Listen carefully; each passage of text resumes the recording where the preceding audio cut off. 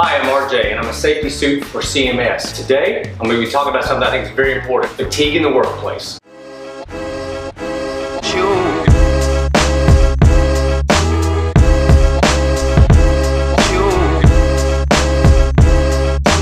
One thing's for sure is we keep busy schedules, and if something suffered, it's probably getting a good night's sleep. We'll do everything else first and then try to sneak a little shut-eye in. Back in the 1900s, in the early part of the 1900s, before the electric light bulb was widely used, most people got about 9 hours sleep a night. And that's great because most studies, they say American adults need somewhere about 8 hours a night. So back in the old days, people got plenty of sleep. But now, according to a study that was done by the National Sleep Foundation, the average American gets about 6 hours and 40 minutes of sleep on a work night. So, are you one of those people that's not getting enough sleep? Tell you what, I got a quiz for you. I'm gonna go through a list of questions. I want you to mark down all the yeses because at the end, we're gonna try to figure out if you're gonna get enough sleep or not. Question number one, do you fall asleep immediately when you lay down to go to sleep? Do you feel drowsy after eating a heavy meal? Do you tend to sleep in a little later on the weekends? Have you ever fallen asleep watching TV or reading? Have you ever dozed off while driving? Do you ever have memory lapses during the day? Do you need an alarm clock to wake you up in the morning? Have you ever been told that you snore loudly? Last but not least, do you feel you lack energy in the middle of the day?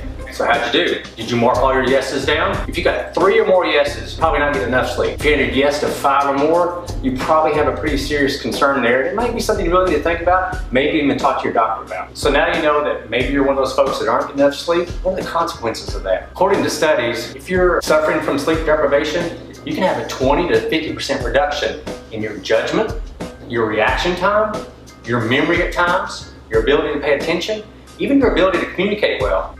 So what's this impairment look like that we're talking about? Something that's pretty easy for us all to understand is like someone under the influence of alcohol. There was a study done in Australia not too awful long ago that compared how did people perform when they were deprived of sleep and how they performed when they were consuming alcohol. And what they found was a really interesting correlation. When people got to like 17 to 19 hours without sleep, they performed in a series of tests much like someone who had a blood alcohol of 0.05. And for most states, that's below the legal limit. But as they got a little more past that point, they started performing these tests as if they had a 0.1, which for most states, that's above the legal limit. So if they were going to do their work or they're going to drive a car, they're functionally impaired as much as they were had they been drinking all day. So if you feel like you're one of those guys that's nodding off, don't feel bad about that. Got some statistics for you that might make you feel, well, they're not gonna make you feel better, but they'll at least help you to recognize that you're part of the crowd. So 37% of Americans reported they've fallen asleep while driving, which is frightening. 41% of law enforcement officers said they've fallen asleep on the night shift. And then probably the most scary statistic of all, according to NASA, 80% of pilots said they've fallen asleep in the cockpit while flying. And when you're talking about workplace safety, a reduction in your ability to react or to use good judgment or even to communicate well can translate into pretty serious safety issues at any given time of the workday. Let me give you an example. According to NIOSH and some studies they've done, if you're sleep deprived, remember that's getting less than 8 hours sleep a night, you're almost doubling your risk of having a workplace injury. Kind of adding to that, the National Highway Safety Transportation Administration says that every year, drowsy drivers, about 100,000 drivers have accidents every year, and that results in about 1,500 deaths. So it's a really big problem in the workplace. So, hopefully I have your attention, and we realize that just skipping a few hours sleep is more than just, okay, I'm gonna be tired the next day.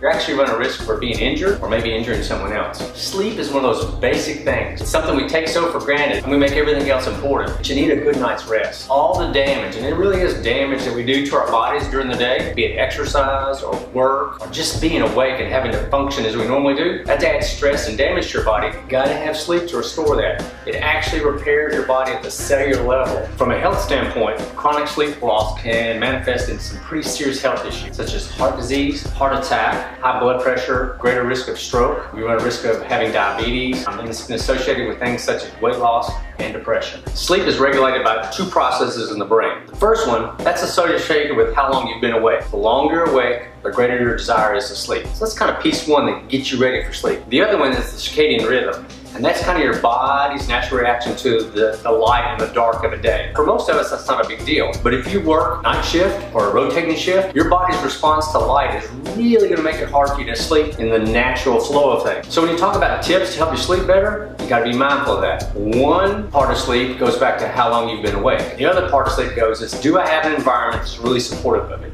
For example, is it dark? If it's not, you're probably not gonna get that restorative sleep that we've been talking about. Hopefully I've convinced you that probably you do need to think about your schedule and probably add a little more sleep. As I said before, most of us get less than 7 hours and probably need 8. And then the cumulative effect after a 5 to 7 day work week is pretty significant. So, I've got some tips for you that I think will help you get a better night's sleep along with your desire to get more sleep. Okay, this one's easy. Maintain a regular bedtime and try to wake up at the same time. If you're like most of us, you want to binge on the weekends and get a little extra sleep, that's probably not a good practice and it'll impact your sleep later in the week. It's best to establish a regular, kind of relaxing bedtime routine. So for example, if you want to grab a shower, read, or listen to music, do that on a regular basis and that'll help you probably sleep better. As I mentioned earlier, you've got to have an environment that helps you to sleep well. And a sleep-conducive environment typically is going to be dark, quiet, needs to be very comfortable, and in most cases, probably needs to be a little on the cool side. Try to finish eating at least 2 to 3 hours before bedtime. The whole digestive process and the impact on sleep is a well-known connection, and that's really tough for the folks that work shift, but try your best a couple of hours ahead of time. And this one's probably a no-brainer, but it's really important to avoid caffeine close to bedtime. Things such as coffee, tea, soft drinks, chocolate. While you think that probably doesn't bother you, I hear people say that all the time, it's probably going to be your best interest to get a good night's sleep if you avoid it. Another one is nicotine. It's a stimulant. Tobacco products, cigarettes, those things close to bedtime can certainly help keep your body a little more energized and make it harder for you to sleep. Avoid alcohol close to bedtime. It's also a sedative and it actually disrupts your sleep, causes you to awake during the nighttime, not sleep deeper. And then lastly, exercise regularly. And that one's a tough one because I've already talked to you about how schedules are already full, but if you'll find a way to make regular exercise a part of your routine, I can pretty well guarantee it'll help you sleep better and be more rested. So there you have it. We've talked about, are you getting enough sleep? We've talked about the benefits of you'll get a little more sleep. And lastly, I hope that you take those tips to help you get a better night's sleep because I promise you, you're gonna feel better. I must ask you a question. According to investigators, sleep deprivation was a factor in which of these disasters? The nuclear accident at 3 Mile Island, the Exxon Valdez oil spill, the nuclear meltdown at Chernobyl, all of the above? That's a good question.